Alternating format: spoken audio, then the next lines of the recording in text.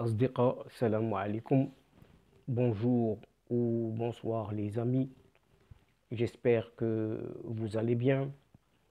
Bienvenue sur votre chaîne Bled Magharibia qui attend comme toujours vos encouragements en la partageant autour de vous et auprès de toutes vos connaissances. Un tout grand merci de nous recevoir chez vous et parmi vous. Cette 72e vidéo maintenant vient vers vous pour vous proposer ce qui fait débat habituel, c'est-à-dire ce qui fait discussion désormais à chaque fois entre nous. Et le CQFD de votre Bled Maralibia se consacre à toutes ces dernières nouvelles relatives aux actualités concernant le Sahara marocain et aux deux enclaves que sont Lilia et Ceuta, occupées par l'Espagne. Et donc, commençons par Ceuta. Donc, à Ceuta, le parti extrémiste espagnol, Vox, s'en prend une nouvelle fois à des députés musulmans, les accusant d'être pro-marocains. Tandis que Kamlilia, l'autre enclave, des Marocains, paradoxalement, manifestent pour la réouverture des frontières, alors que l'autre parti extrémiste, Ciudadanos, demande à Bruxelles, à la Commission de l'Union européenne, de condamner le Maroc pour l'exclusion de cette Espagne de l'opération Marhaba qui se déroule actuellement. Et enfin, il est aussi question de l'entrée de ce rallye alias Ben Batouche en Espagne et dont la justice ouvre une procédure pour falsification de documents. Donc, une fois de plus, le président de Ceuta a été contraint de suspendre la plénière du Parlement local en cause de nouveaux dérapages commis par le porte-parole de ce parti extrémiste Vox, accusant les députés Fatima Hamed et Mohamed Ali de la communauté musulmane autochtone de pro-marocains. En tout cas, c'est ce que rapporte El Faro de Ceuta. Et à l'origine de la nouvelle tension entre les deux formations, mais vraiment diamétralement opposées, une proposition de Vox, donc de ce parti extrémiste, visant à renforcer le contrôle des parents sur des activités culturelles données dans les écoles aux élèves afin de mieux faire face à, entre guillemets, l'endoctrinement des enfants, a déclaré un certain chef de parti, Carlos Verdejo. Mais le président de la ville, Juan Vivas du Parti populaire, donc du PP, a essayé vainement de jouer le sapeur-pompier, soulignant que les accusations de pro-Maroc, qu'elles servent uniquement les thèses du Maroc qui qualifient Ceuta de ville occupée, ce qui est exact, composée d'une population espagnole et d'une autre marocaine et associant les Marocains aux musulmans.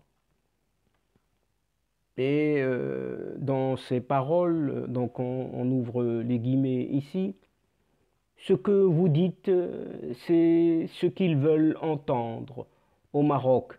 C'est-il directement adressé au porte-parole de Vox. Toujours dans ces guillemets, cela cause un dommage létal à l'intérêt suprême de la défense de notre espagnolité à déplorer vivace. Et il est lieu ici de souligner qu'avant la tenue de la séance de ce lundi dernier, l'ambiance était bien électrique, bien en avance. Et le chef donc de cette antenne Vox à Ceuta a nommément accusé le 25 juin dernier les députés Fatima Hamed et Mohamed Ali d'être membres de la 5e colonne, entre guillemets de nouveau, du Maroc et d'être les fidèles de Mohamed VI, car ils possèdent une carte d'identité marocaine soi-disant. Et Juan Vivas avait déjà suspendu auparavant, le 28 mai dernier, une séance identique du Parlement local pour les mêmes motifs. Et pendant ce temps, à Mlilia, paradoxalement, des centaines de Marocains résidant à Mlilia ont organisé dimanche soir dernier une manifestation à Mlilia, donc en pleine ville, pour demander la réouverture purement et simplement des frontières terrestres de cette enclave dite espagnole. Et selon Diario Aria, le rassemblement a eu lieu à la frontière de Bnensar après un appel lancé sur les réseaux sociaux. Et les manifestants ont demandé une intervention du roi Mohamed VI pour rouvrir la frontière, appelant au moins à un couloir humanitaire entre la ville Mlilia et le royaume marocain. Cette initiative a eu lieu après l'intervention royale auprès des compagnies aériennes et maritimes pour réduire les prix des bateaux et des avions au profit de la diaspora marocaine, autrement dit les Marocains résidant à l'étranger, ce que on se rappelle ici. Et les manifestants, composés donc de Marocains et d'Espagnols résidant à Mlilia, avec des parents au Maroc, ont rappelé la situation sanitaire de la ville qui a pu vacciner jusqu'ici 31% de sa population, alors que 41% sur les 87 000 habitants ont déjà reçu une première dose du vaccin anti-Covid-19. Et d'un autre côté, l'autre partie extrême, Dadanos, demande à Bruxelles, c'est-à-dire à l'Union européenne, ou en tout cas à sa commission, de condamner le Maroc pour l'exclusion de l'Espagne de cette opération appelée Marhaba. En effet, bien qu'il soit en déclin dans les sondages d'opinion, le parti Ciudadanos s'active au Parlement européen avec des propositions complètement et totalement hostile au Maroc. Et son fameux eurodéputé, Jordi Cañas, qui n'est pas à son premier coup d'essai, a dénoncé devant la Commission européenne la nouvelle manœuvre menée par le Maroc afin de punir simplement l'Espagne pour la crise liée au Sahara. Et Cañas a exprimé ses regrets quant à l'exclusion des ports espagnols de l'opération Paso del Estrecho, autrement dit Marhaba, qui était principalement utilisée par près de 3,5 millions de Marocains dans leur retour au pays, rapporte toujours ce lundi un média ibérique.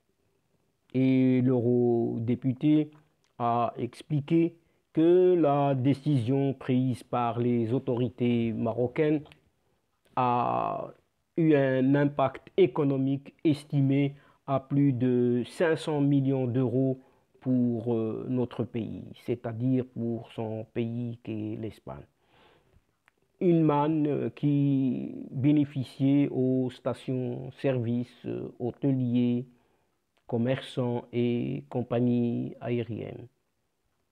Et toujours donc ce parlementaire a souligné que le Maroc va allouer environ 400 millions d'euros destinés à subventionner le passage de navires et d'avions pour permettre à ses citoyens à l'étranger de regagner le royaume marocain sans passer par les ports espagnols.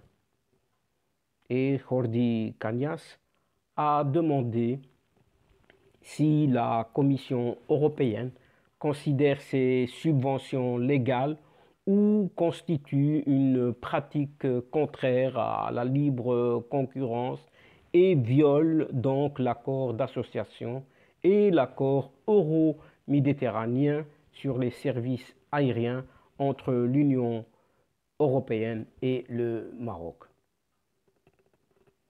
Cet eurodéputé a conclu sa note en exhortant l'Union européenne à enquêter et analyser cette manœuvre et, le cas échéant, condamner le Maroc pour cette situation qui porte atteinte aux intérêts de l'Espagne. Mais pour rappel, début juin déjà, Ciudadanos a réussi à convaincre des groupes au Parlement européen de voter une résolution condamnant le Maroc pour avoir instrumentalisé des milliers de mineurs marocains dans sa crise avec l'Espagne. Et en conclusion de cette séquence d'aujourd'hui, il est aussi question de l'entrée de ce rallye dit Bambatoche en Espagne, dont la justice ouvre ces derniers temps une procédure pour falsification de documents. En effet, le juge d'instruction au tribunal numéro 7 à Saragosse, un certain Raphaël Lasala, poursuit son enquête sur les circonstances entourant l'entrée de ce Brahim Ghali, alias Mohamed Bambatoche, en Espagne le 18 avril dernier.